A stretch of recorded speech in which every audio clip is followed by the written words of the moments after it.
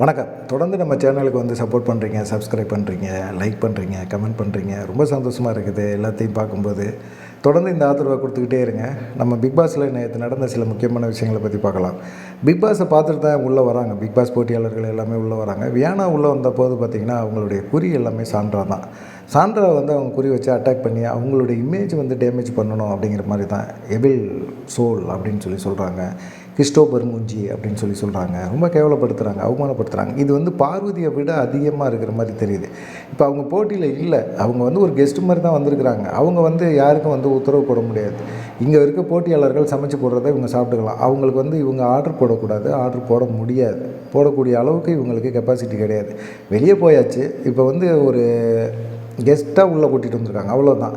வியானா வந்து என்ன சொல்கிறாங்க, படுத்திருக்க சான்றாட நீங்கள் வந்து பாத்திரம் கழுவலாமே அப்படிங்கிற மாதிரி சொல்கிறாங்க. இவங்க சொல்ல வேண்டிய அளவுக்கு இவங்களுக்கு ரைட்ஸு கிடையாது, உரிமை கிடையாது. அதை அவங்க வீட்டுக்குள்ளே இப்போ போட்டியாளர் இருக்கிறவங்க அவங்க சூஸ் பண்ணிக்குவாங்க.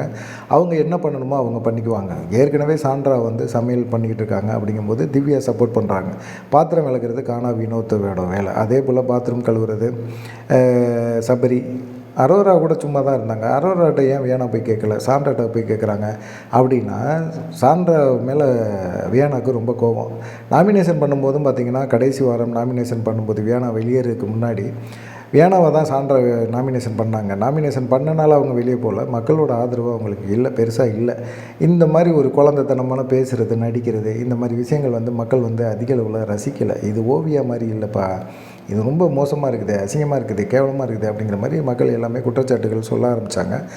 ஆனால் அதையும் விட மாட்டேங்குது. தொடர்ந்து அது மாதிரி தான் பேசுது. சில டயத்துலலாம் அது பேசுகிறதெல்லாம் எரிச்சலாக இருக்குது. சீக்கிரமாக வெளியே விரட்டி விடுங்க அப்படிங்கிற மாதிரி இருக்காங்க. 2 நாள் தான் கொடுத்துருப்பாங்க போல இருக்குது. இன்றைக்கி கிளம்பி போனாலும் போகும்.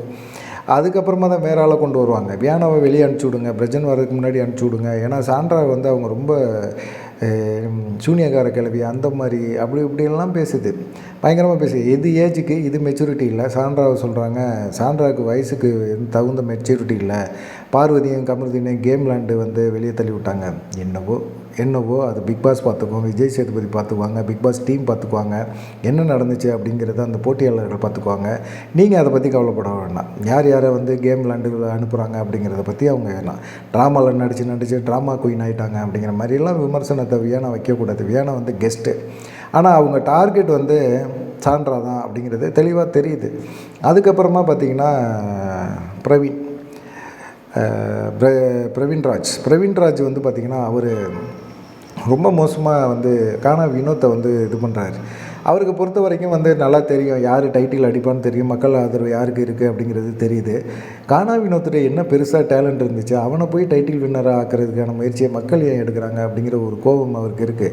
நான் எவ்வளோ திறமையானவன், எவ்வளோ பெரிய நடிகர், நான் வந்து பார்த்திங்கன்னா 33 நாளில் நான் சம்பாதிச்ச மக்களோட செல்வாக்கை இவன் 100 நாள் இருந்தாலும் சரி, டைட்டில் அடித்தாலும் சரி, இவன் கானா வினோத்தை சம்பாதிக்க முடியாது அப்படின்னு பேசுகிறது இருக்குல்ல, அது கேட்கவே முடியல. அது அசிங்கமாக இருக்குது. உன்னுடைய கேரக்டர் என்ன அப்படிங்கிறத வெளிப்படுத்துது. கானா வினோத்திட்ட என்ன திறமை இல்லை அப்படிங்கிறத சொல்லியிருந்தால் பரவாயில்ல. என்னை விட திறமை கம்மியாக இருக்குது, நான் 33 நாளில் நான் சம்பாதிச்ச மக்களோட நீ சம்பாதிச்சியா அப்படிங்கிறது தெரியல அப்படிங்கிற மாதிரி பேசுகிறதெல்லாம் கேட்கும்போது அசிங்கமாக இருக்குது. என்ன இப்படி இருக்கானுங்க இவனுங்கெல்லாம், 33 நாள் கூட ஜாஸ்தி தான் இவங்களுக்கு அப்படிங்கிற மாதிரி தான் தோணுது. ஏன்னா பிரவீன்ராஜை வந்து எலிமினேட் பண்ணும்போது நிறைய பேர் மக்கள் வந்து வருத்தப்பட்டாங்க. பாவம், நல்ல பையன், நல்ல திறமையான ஆள், அவன் இப்போ தான் கேம் ஸ்டார்ட் பண்ணுறான், கேம் ஸ்டார்ட் பண்ணும்போது அவனை விளையாட விடலாம் அப்படிங்கிற மாதிரி எண்ணம்லாம் இருந்தது.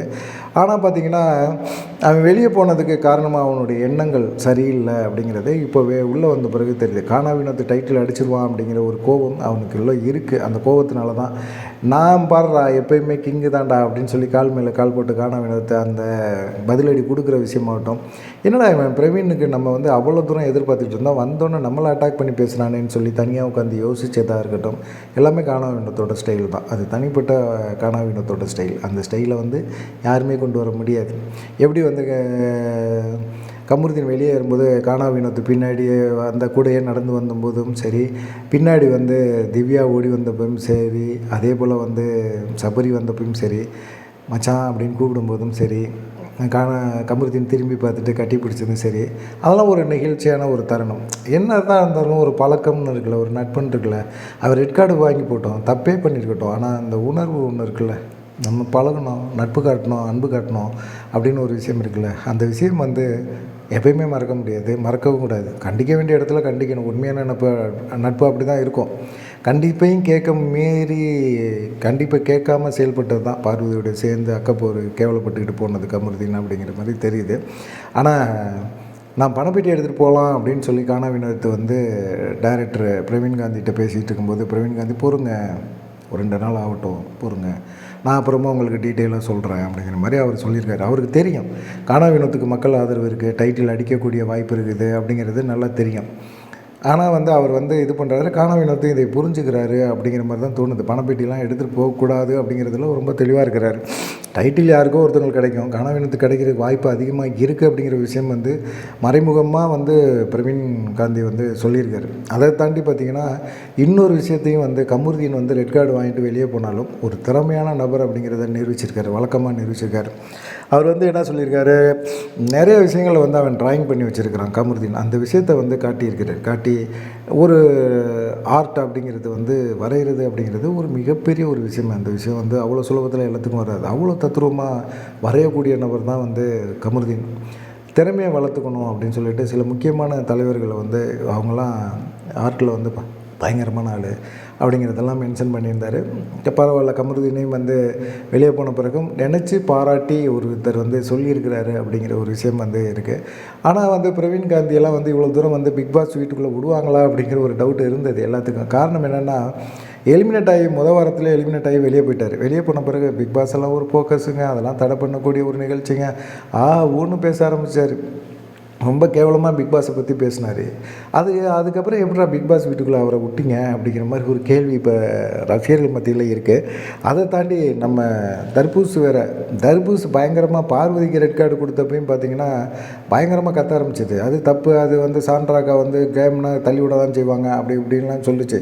பார்வதிக்கு ரெட் கார்டு கொடுத்தது தப்பு, எப்படி நீங்கள் கொடுக்கலாம் இப்படின்னு பிக் பாஸ் டீம் பயங்கரமாக கலாச்சதுன்னு இல்லை, திட்டுன பிறகு பார்த்திங்கன்னா இப்போ பிக் பாஸ் வீட்டுக்குள்ளே வந்துட்டு பிக் பாஸ் நான் உங்களை வந்து நினச்சிக்கிட்டே இருந்தேன் பஸ்ஸுன்னு சொல்லி பேசும்போது பிக் பாஸே கேட்டு விட்டார். இதெல்லாம் ரீல்ஸு தானே, ட்ராமா தானே அப்படிங்கிற மாதிரி அவர் பேச ஆரம்பித்தார்.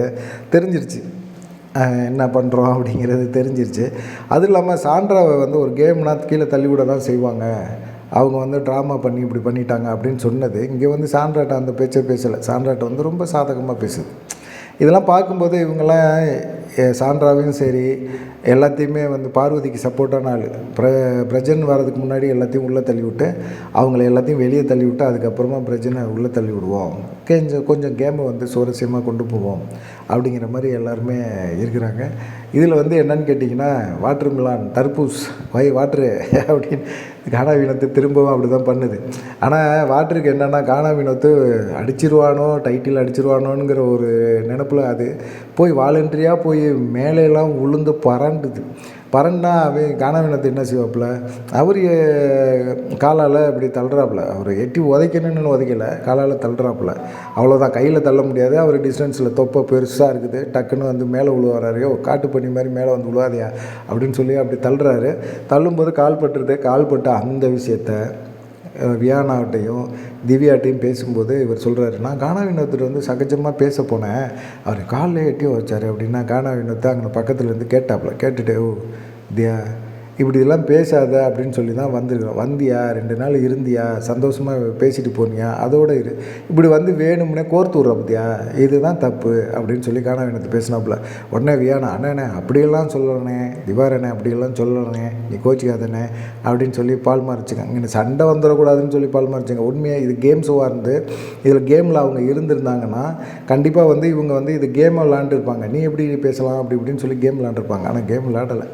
அதனால் பார்த்திங்கன்னா இன்னமும் அந்த உள்ளுக்குள்ளே வந்து ஒரு விஷயம் இருக்குது.